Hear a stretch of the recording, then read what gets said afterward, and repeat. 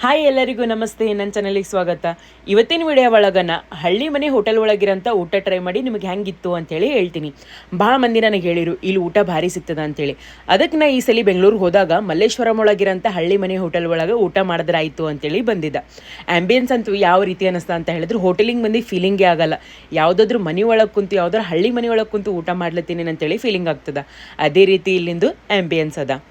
ನಾ ಈ ಹೋಟೆಲ್ಗೆ ಅರೌಂಡ್ 1:30 ಟೈಮಿಗೆ ಹೋಗಿದ್ದೆ. ಆ ಸಮಯದೊಳಗಂತೂ ಲಂಚ್ ಟೈಮಿಂಗ್ ಇರ್ತದೆ. ಅದಕ್ಕೆ ಬೇರೆ ಬೇರೆ ಆಫೀಸಿನ ಜನ ಎಲ್ಲ ಬಂದು ಇಲ್ಲಿ ಊಟ ಮಾಡೋ ಸಲುವಾಗಿ ಬಂದಿದ್ದರು.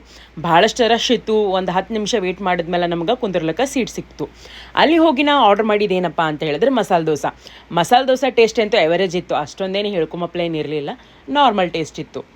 ಅದ್ರ ಜೊತೆ ಒಳಗಡೆ ಆಲೂ ಪಲ್ಯ ಮತ್ತು ಸಾಂಬಾರ ಗಟ್ಟಿ ಚಟ್ನಿ ಕೊಟ್ಟಿರು. ಟೇಸ್ಟ್ ಎವರೇಜ್ ಇತ್ತು. ಅದಾದ್ಮೇಲೆ ನೆಕ್ಸ್ಟ್ ನಾ ಆರ್ಡರ್ ಮಾಡಿದ್ದೆ ನೀರು ದೋಸೆ ಜೊತೆನೂ ಕೂಡ ಒಂದು ಗಟ್ಟಿ ಚಟ್ನಿ, ಸಾಂಬಾರ ಮತ್ತು ಬೆಲ್ಲದ ಸ್ವೀಟ್ ಏನಿರ್ತದಲ್ಲ, ನೀರು ದೋಸೆ ಜೊತೆ ತಿಲ್ಲಕ್ಕೆ ಭಾಳಷ್ಟು ಕಡೆ ಕೊಡ್ತಾರೆ. ಆ ರೀತಿ ಅದು ಟೇಸ್ಟ್ನು ಮಸ್ತ್ ಇತ್ತು. ಯಾಕಂದ್ರೆ ಫಸ್ಟ್ ಟೈಮ್ ನಾನು ನೀರು ದೋಸೆ ಟ್ರೈ ಮಾಡಿದ್ರಿಂದ ನನಗೂ ಹೊಸ ಎಕ್ಸ್ಪೀರಿಯೆನ್ಸ್ ಅನ್ನಿಸ್ತು. ಅದಾದ್ಮೇಲೆ ಇಲ್ಲಿರೋಂಥ ಒಂದು ನಾರ್ತ್ ಇಂಡಿಯನ್ ಥಾಲಿನ ಆರ್ಡರ್ ಮಾಡಿದ್ದೆ.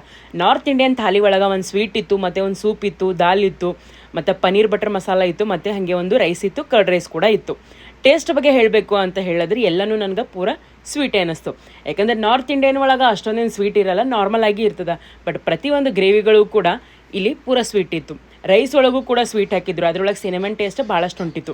ಮೆನು ಹೇಳಬೇಕು ಅಂತ ಹೇಳಿದ್ರೆ ಮೀಡಿಯಮ್ ರೇಂಜ್ ಅದ, ಅಷ್ಟೊಂದೇನು ಹೈ ಪ್ರೈಸ್ ಏನಿಲ್ಲ, ನಾರ್ಮಲ್ ಪ್ರೈಸ್ ಅದ. ಆದರೂ ಕೂಡ ಊಟ ಚಲೋ ಸಿಗ್ತದ ಅಂತ ಹೇಳಿ ಇಲ್ಲಿ ಭಾಳಷ್ಟು ಜನ ಬರ್ತಾರೆ. ಎಲ್ಲರ ಟೇಬಲ್ ಮ್ಯಾಗೂ ಕೂಡ ಅಕ್ಕಿ ರೊಟ್ಟಿ ಕಾಣತಿತ್ತು. ನಾನು ಒಂದು ನೋಡಿದ್ರೆ ಆಯಿತು ಅಂಥೇಳಿ ಒಂದು ಸಿಂಗಲ್ ಅಕ್ಕಿ ರೊಟ್ಟಿ ತೊಗೊಂಡಿದ್ದೆ. ಇದಕ್ಕೆ 50 ರೂಪೀಸ್ ಚಾರ್ಜ್ ಮಾಡಿದ್ರು. ಟೇಸ್ಟ್ ಅಂತೂ ಹೇಳ್ತೀನಿ, ಅಕ್ಕಿ ರೊಟ್ಟಿ ನಂಗೆ ಭಾಳ ಮಸ್ತ್ ಅನ್ನಿಸ್ತು. ಮಸ್ಟ್ ಟ್ರೈ ಅಂತಲೇ ಹೇಳ್ಬೋದು.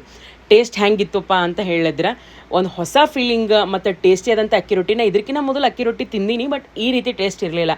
ಅದ್ರ ಜೊತೆ ಕೊಟ್ಟಿರೋಂಥ ಕೆಂಪು ಚಟ್ನಿ ಅಂತೂ ಹೇಳ್ತೀನಿ ಜಬರ್ದಸ್ತ್ ಇತ್ತು. ಅಕ್ಕಿ ರೊಟ್ಟಿ ತಿಂದು ಫೈನಲಿ ನಾನು ಬ್ಯಾಟಿಂಗ್ ಮುಗಿಸ್ದೆ.